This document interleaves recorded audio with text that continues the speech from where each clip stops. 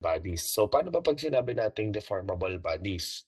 So, sabi nga natin, ang ating po ditong mechanics is may dalawang, klase sa mechanics. So, yung tinatawag nating statics and dynamics. So, 'pag static kasi yan yang, friction at object at rest. So, wala siyang motion. So, this is object at rest. At pagdating naman ng dynamics, siyempre yan yung tinatawag nating object at motion. So, ibig sabihin, lahat ng gumagalaw na bagay, so projectile motion, free fall, diyan na po siya papasok. 'Pag sinabi nating static, so nandiyan yung ating mga equilibrium forces, summation of forces, so nandiyan yon. So, this is object at motion.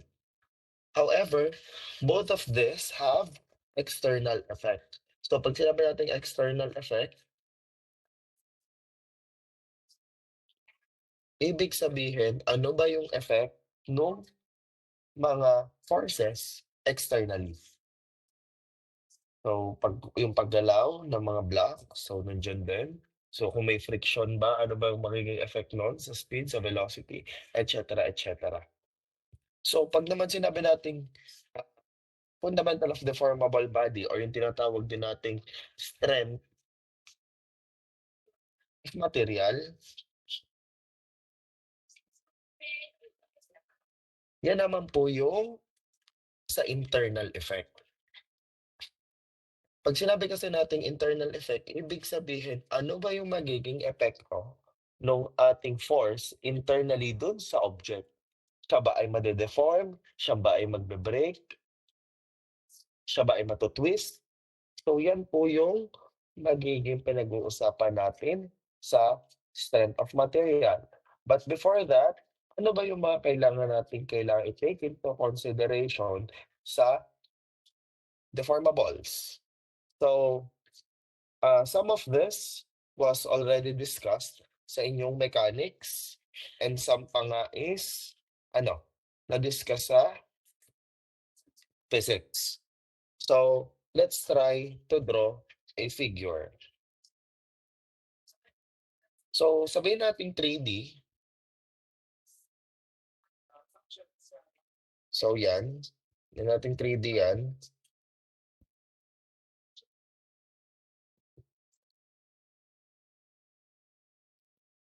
So, dyan. Yan.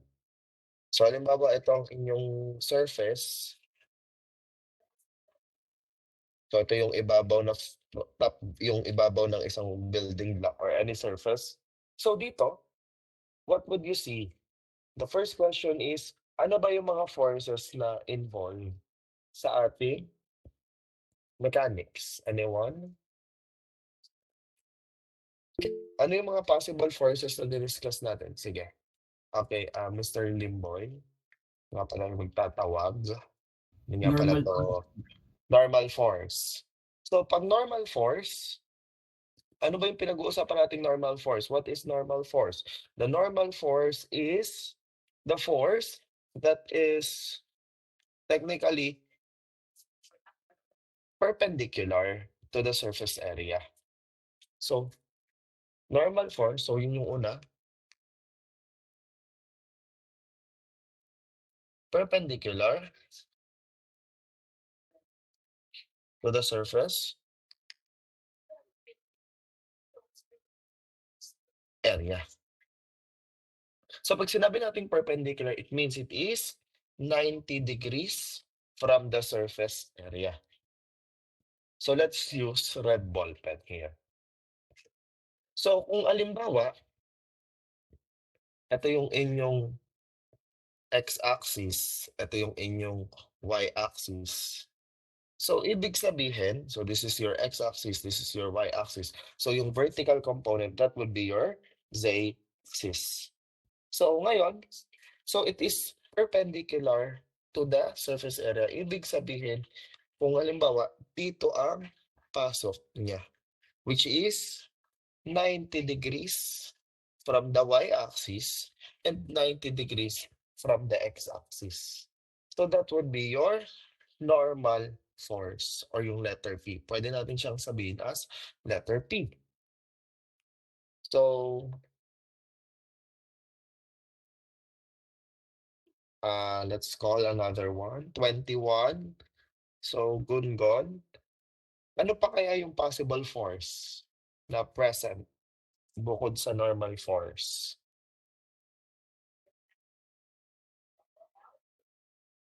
Dito ba si Mr. Gungon?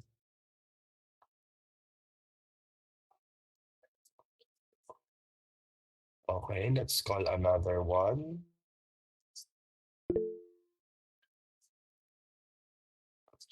So, I'll be randomizing na lang din para I'll be the one who'll be calling na din. Para bigla. So, Mr. Uh, Ama, Friction force po. Miss pala, sorry. Ano po? Sorry? Friction force po. Friction force, yes. Friction force, so if halimbawa meron tayong movement pagdating dito, so halimbawa may isa pang box dito, mawala may box pa diyang isa na sliding, so ibig sabihin at umipod yan, there would be still a friction force. So possible friction force if we take into consideration the friction. But before that, ano pa kaya yung possible na mas basic? Ano pa yung force? So, let's randomize 25. Liave. Gravitational force po, sir. Ano pa? Gravitational force po. Gravitational force. So, syempre, kung may may force tayo dito na normal force, syempre, meron din tayong gravitational force. Sige. Ano pa po? Let's randomize again. Number 10. Bustonera. Sir, applied force po. Applied force. Okay. But if we take into consideration, ano ba yung makaka-affect natin dun sa object? So halimbawa, sige. Halimbawa, 'di ba ito perpendicular. So of course, meron tayong tinatawag na parallel force. So kung may perpendicular force tayo dito, automatically meron tayong parallel force na nakakaapekto sa ating object. So halimbawa nandito yan, halimbawa ay dito naglalay. Yan. So yung color green natin is what we call as your shear force. So is the force that is tangent. So yung V is your shear force that is tangent. So kung ito yung perpendicular, this is tangent or parallel. Pwede rin tinawag natin parallel to the surface area. So yun yung isa pang force na kailangan nating i-take into consideration. So, sunod, letter T. So kung ngayon yung parallel mo, letter T. Ano kaya si T? So, let's call 41 sa class list, Villanueva. Ano kaya si T?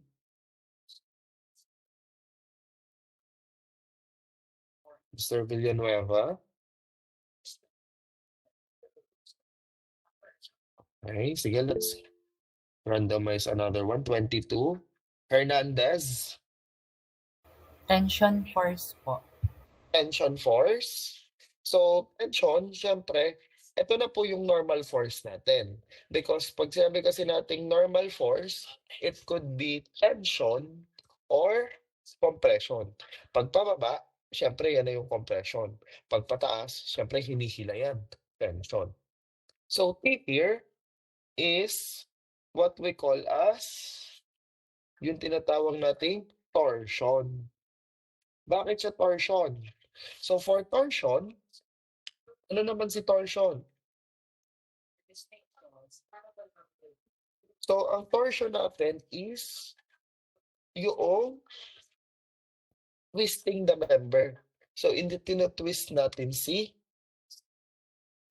member. So, gamit tayo ng ibang color. Halimbawa ay color yan, sky blue. So, dito, halimbawa, ito yung torsion. So, halimbawa yan.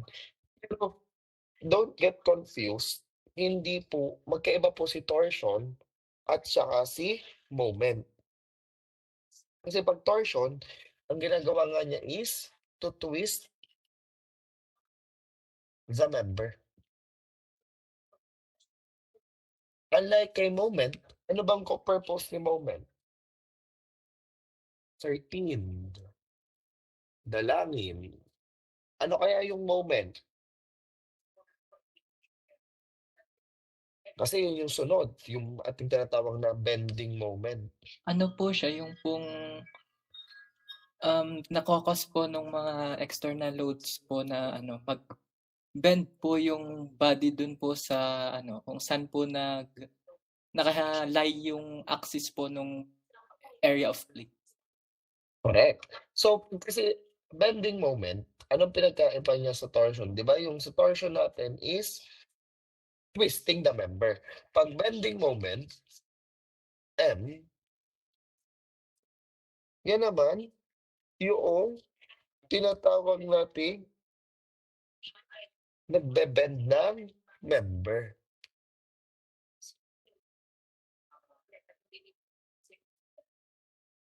So, yan yung ating bending moment. Itong si torsion nga pala, same as with the shear force, it is parallel to the cross-sectional area. So, si bending moment, from the word itself, bending moment. So, ito naman yung tends to bend the moment. Magkaiba po kasi yung tinatawag nating bending magkaiba kasi yung moment sa torsion. Okay? So, ngayon, ano yung magiging itsura niyan pag halimbawa ay dinrawing natin siya? Siyempre, halimbawa, meron ka ditong tubo. So, yan. Pag halimbawa meron ka ditong normal force at papuntang upward, siyempre anong mangyayari diyan? Hinihila niya yan, di ba? So, pag hinihila niyan, nagkakaroon tayo ng tension. So, ito yung tension. Pag naman halimbawa, so ibig sabihin pag hinila niya at nagkaroon ng tension, anong mangyayari? Hahaba yung member kasi nagkakaroon ng nahihila. So, magkakaroon tayo ng tinatawag na elongation.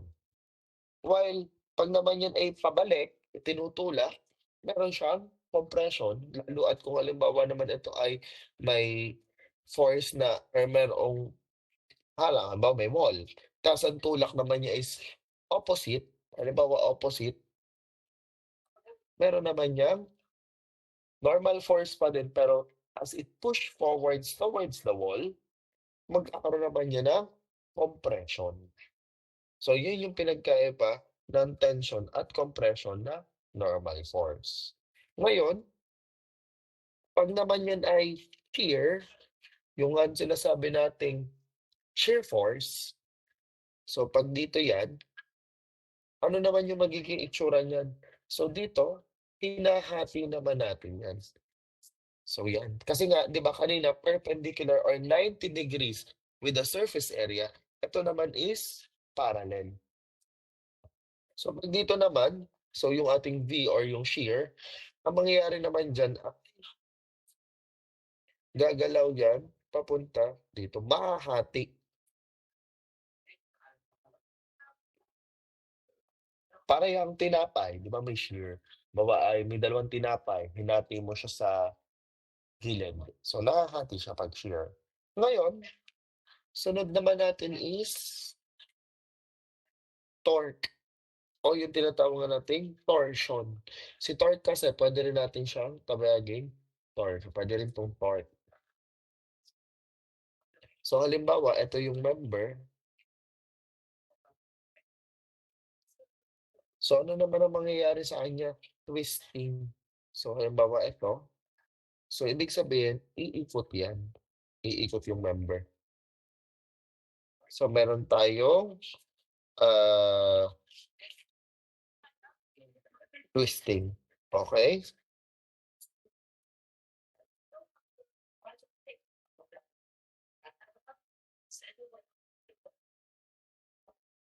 So, naro-rotate yung member. Unlike naman pag moment, ano ba nangyayari pag kay moment? Bine-bend natin. So, ito ay torque. Pag naman yan ay moment,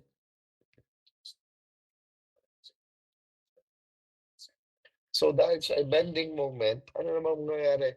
Magbe-bend naman yung so kung babayan ang moment natin, M, bine-bend naman niya yung ating member. Yun naman po siya. Okay? So ngayon,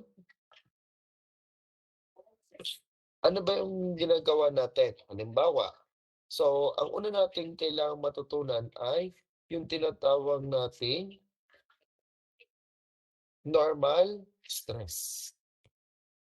So pag sa normal stress,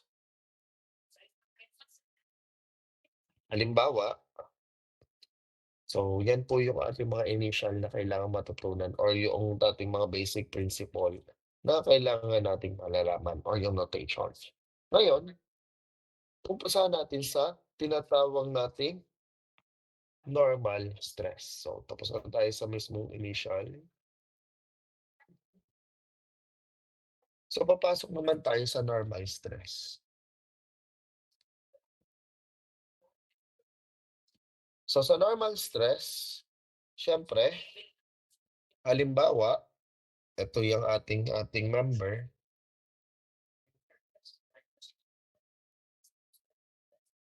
So, halimbawa, ito ang normal force mo. O ayan, normal force P. And halimbawa, kinap natin si member sa gitna. So, wait lang. So, ito yung ating perpendicular time. Halimbawa, kinap natin siya sa gitna. Kinap natin, halimbawa, portion 1. So, yung kinap nating area, ito yan. So, halimbawa,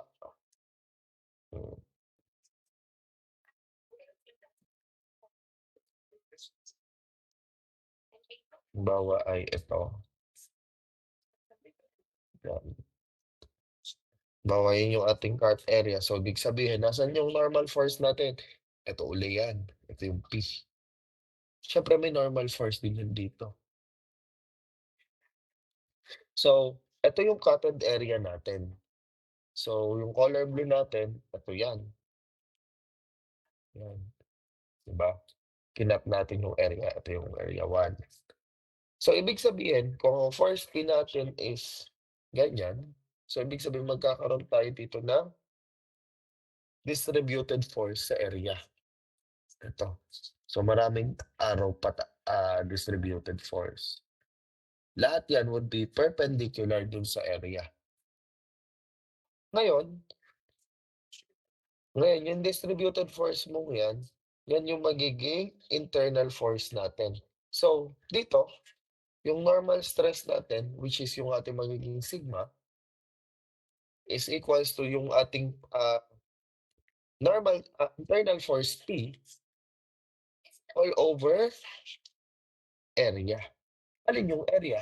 Di yung area na covered nito. So, ito ng color na iba. Yan natin purple. So, ito yan, yung color na to. Yung buong yan yung area mo or yung surface area. So, yan yung ating formula ng tinatawag nating normal stress. Okay? However, hindi naman kasi sa lahat ng pagkakataon is diyan siya directly na P over A. Bakit po? Kasi, according kay St. Venant's principle, hindi talaga siya directly. Bakit? Kasi depende kung saan mo siya hahatiin. Bakit? So, according kay St. Venant's principle,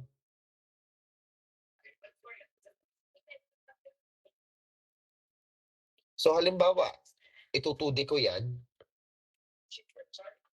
Yan. So, halimbawa, ito ang inyong, ang diameter mo dyan ay B. At halimbawa, ito ay maliit lang. So, 0.5, halimbawa, B. Yan.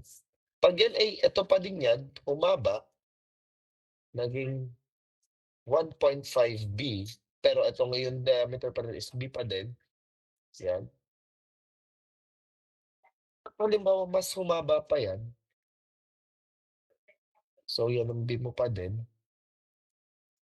Halimbawa, ito ay 2.5 B.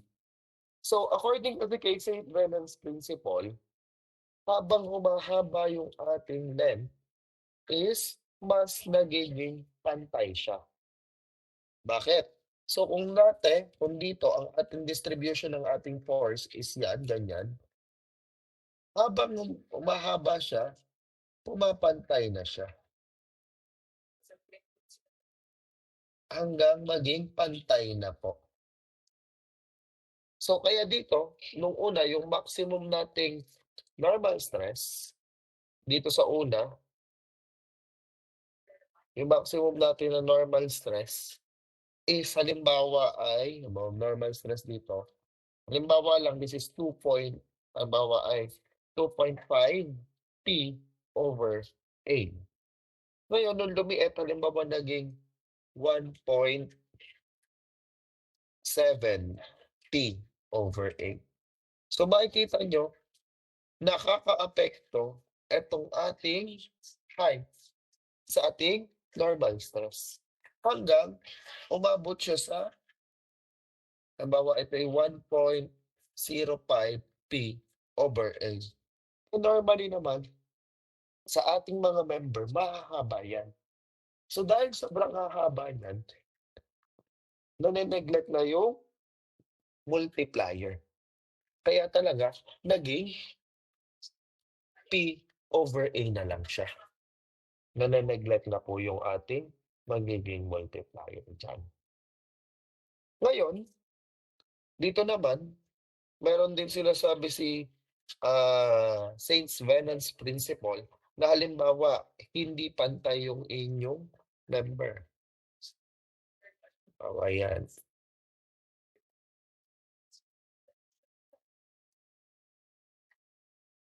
So, isa is mas mahaba. Yan. So, halimbawa, syempre, yun pa din ang ating P. So, dito, syempre, ganun din yan. May P pa yan dyan. O, usual pa din natin na P or your normal force. Same as dito, meron pa din yung normal force. However,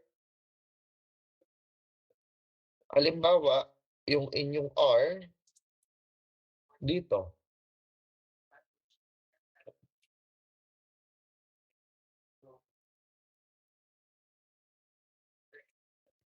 Halimbawa, ito ang inyong R. Ito, halimbawa, ito ay R. Ito ay magiging 2R. So, habang humahaba yan, ganun pa din. Kung ang inyong sigma max dito or yung inyong normal stress ay equal sa, halimbawa, ito ay 1.7 P over A. At dito naman sa kabila, is equal, halimbawa, ay 1.1 P over A. So, nakaka-apekto talaga yung haba. Yun nga lang, dahil nga naturally naman, ang atin namang mga member ay naturally long, so nane-neglect na siya. So, wala namang masyadong maliit na halimbawa ay millimeter lang or micrometer. So, dahil nga siya ay metro-metro na or centimeter man lang. So, kaya nane-neglect na po yung ating nagiging multiplier. Okay? Ngayon, so ibig sabihin, ito pa rin, papasok at papasok pa din tayo that the normal stress or yung ating where RP, syempre yan yung inyong internal force. And yung A natin is the cross-sectional area of the member.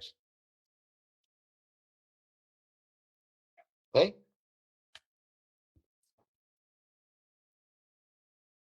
Ngayon, so yung ating formulang yan, meron pa tayong mga madederive na formula ng normal stress.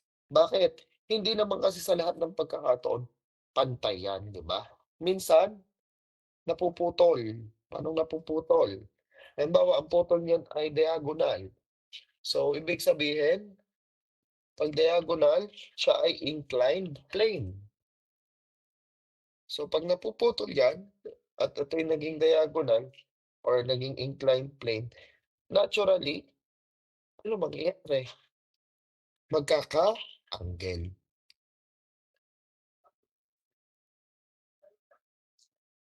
Mga inclined plane. So, halimbawa ay ito-D uli muna natin. So, this is syempre yan. So, halimbawa ito ang iyong force P. Yan, pardon. So, halimbawa, chop-chop natin A dito. Yan. Bawa yan ay A mo.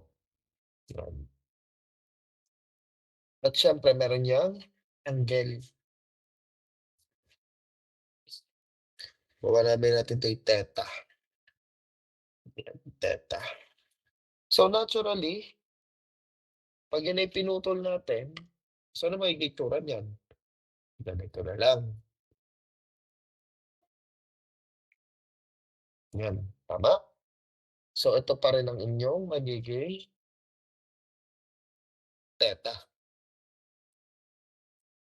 So, syempre, normal force P mo pa din. So, meron ka pa din ditong P. Meron ka pa din P dito. At syempre, ang P mo pa rin, dito pa din yan. However, ano yung magiging problem natin dito? Pag ganito. Evenly distributed ba siya or hindi? Pag hinati natin. So, dito, makikita natin dito na magiging distribution niya katulad nung pag nagagawa kayo sa beam, hindi na siya evenly distributed. So, para maging evenly distributed, kasi nga, di ba, based on formula, it is the internal force over area. So, nasa ba yung surface area mo? So, yung surface area mo kasi is etong inyong magiging pinaka-diagonal. Di ba? So, ngayon, magkakaroon ka dito na tinatawag nating P perpendicular. So, yun yung P na perpendicular sa ating surface area. And if we have something that P is P perpendicular, automatically, meron din tayong, based on what we have discussed, kung meron tayong perpendicular, meron tayong, sorry, this is not perpendicular, but parallel. Kasi nga pala ay, ano pala siya, across or aligned with the surface area. So, kung may parallel tayo, which is yun nga, meron din tayong perpendicular, which is ito. So, syempre, ito magiging 90 degrees yan. Tama? Ngayon, kung 90 degrees yan, at halimbawa ito ay aligned pa din. So, gawin natin to ng, yan. So, ibig sabihin 90 degrees din nun dito. So, ibig sabihin, pag in-extend natin tong color green, syempre magkakaroon niya ng parallel dito. So, by similar angle, alam natin that this would be also theta.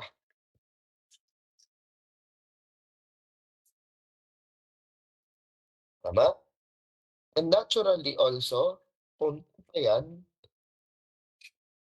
syempre, magkakaroon din dito yan ng sa part na to, perpendicular, this would also be theta. And ngayon, ito na yung inyong magiging another angle, which is halimbawa ay beta. Yan, beta. And di ba, yan yung magiging, kung kay P, yan yung inyong X and Y component. Tama? Di ba, meron tayong perpendicular. So, halimbawa, i-drawing natin siya kay Cartesian plane. Halimbawa lang. So, hindi naman lagi yung 0 degrees. So, kung ito yung perpendicular mo, ito ay P-parallel, di ba? Ito ay P-parallel at P-perpendicular. So, ito pala muna ay P-parallel. At halimbawa, ito na yung inyong magiging P-perpendicular. So, this is P-par at P-per. Automatically, yung summation niya is yun ang ating P. Tama? So, automatically, yung angle between the P-parallel and the perpendicular is 90. And yung angle naman natin between P-perpendicular and P is theta.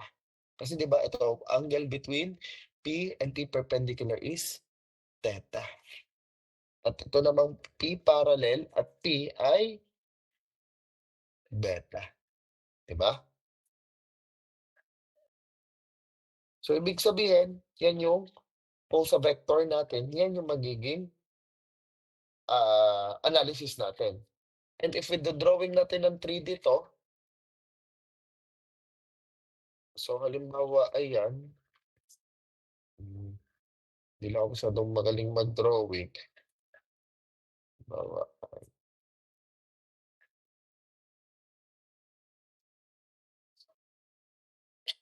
Halimbawa, yan yung na-chop-chop. Itong kulay yellow, ito yan.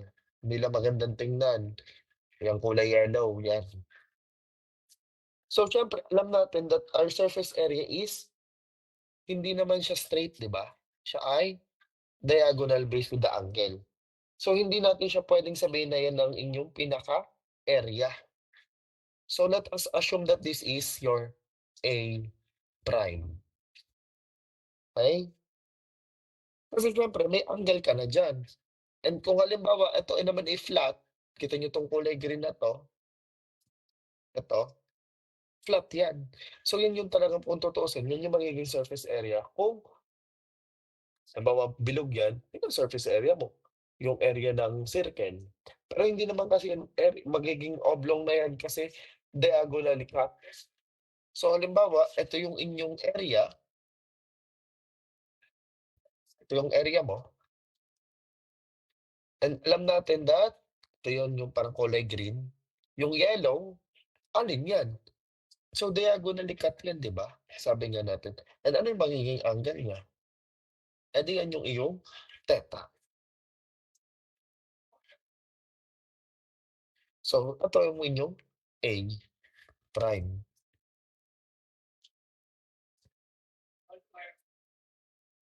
So, kung A prime yan, pwede natin sabihin, ano to? Adjacent at hypotenuse. So, we could say that cosine theta is equals to A over A prime.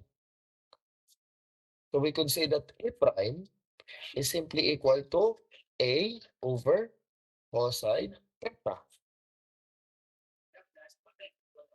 Ngayon, pag dinerive natin yon, alam natin that sigma or your normal stress is your P over A. However, ano ba ang P mo dito? Di ba? Ang P natin ay dapat ay ano? Laging perpendicular to the surface area. Ano ba yung perpendicular to the surface area? Di ba ito? P per. So magiging P perpendicular na yan. Hindi na yan basta P. Kasi ang P, kung yan ay inclined plane, hindi na yan perpendicular.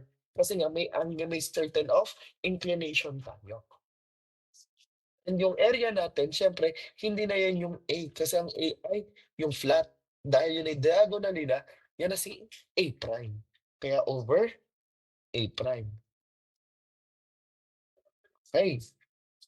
And ano ba si P per? Based on this triangle, alam natin that P per is P cosine theta. Kasi ito ang ating theta, adjacent over hypotenuse. So, pwede natin sabihin na P cosine theta. Ano si A prime? A over cosine theta. So, pag minanipulate natin yan, magiging P over A cosine squared theta. That would be your sigma for an inclined plane. So, pag inclined plane, yung angle natin, dito nang galing. Hindi po yan basta hinulaan. Okay? Nade-derive po kung saan yan nang galing. Okay? So, yan yung dito derive. So, magkaiba po pag inclined na at hindi. Ngayon, syempre, meron tayong tinatawag na shear. Ano ba yung shear nga natin? Yung shear natin is yung ating letter T. Or, ito, tau. Yung tau kasi natin, tinatawag nating tau, yan, is equals to V or yung shear natin over area. Ito na yung shear stress natin. Itong tau, tawag na dito is shear stress. Magkaiba si shear sa shear stress.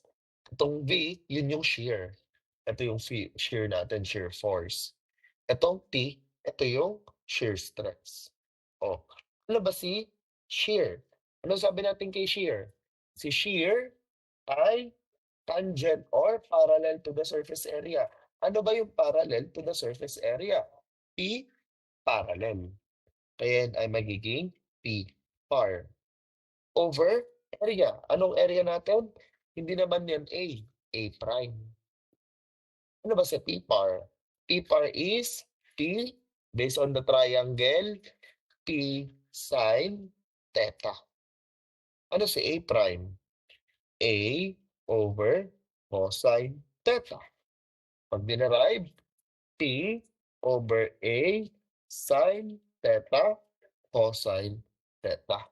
At ito na ngayon yung formula nyo ng shear stress.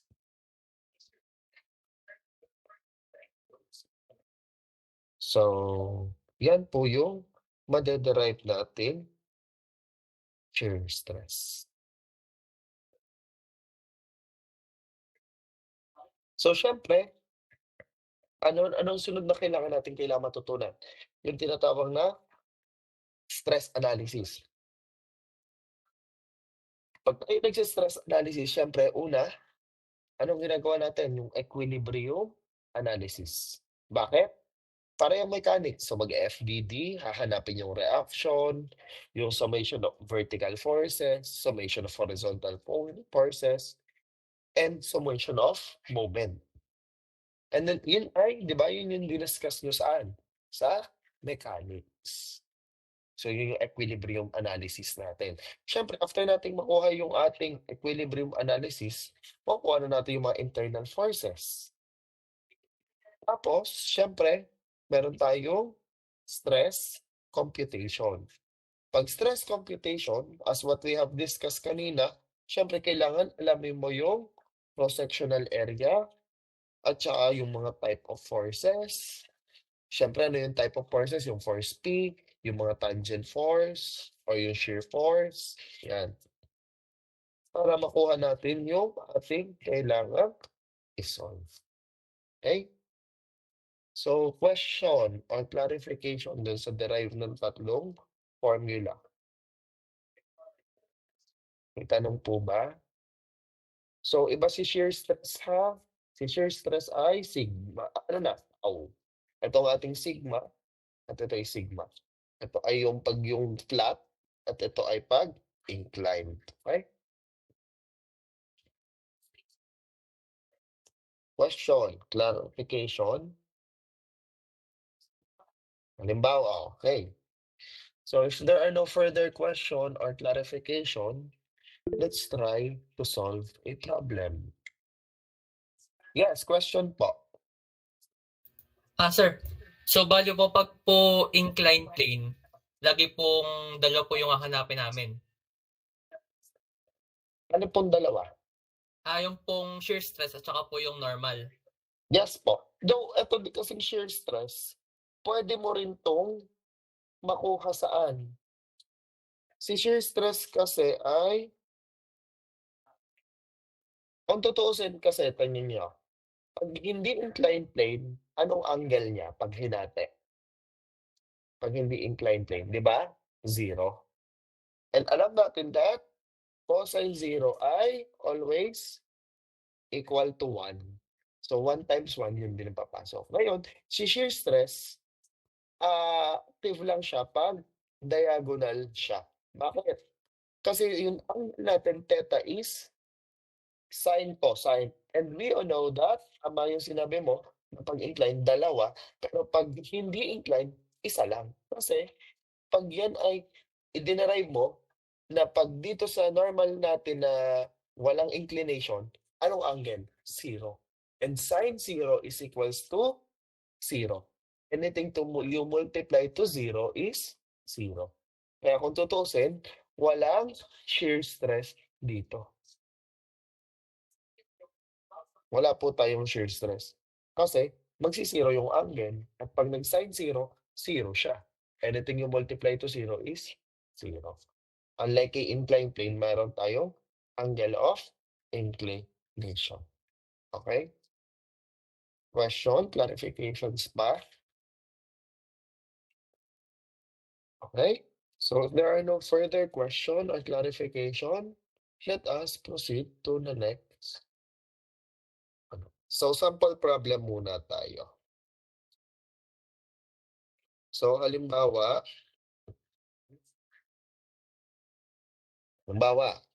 meron tayong tatlong segments. So ito yung una. Dahil pati pa.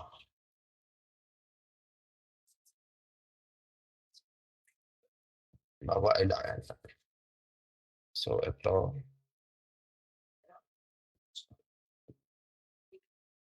Ito. Saka, ang bawa.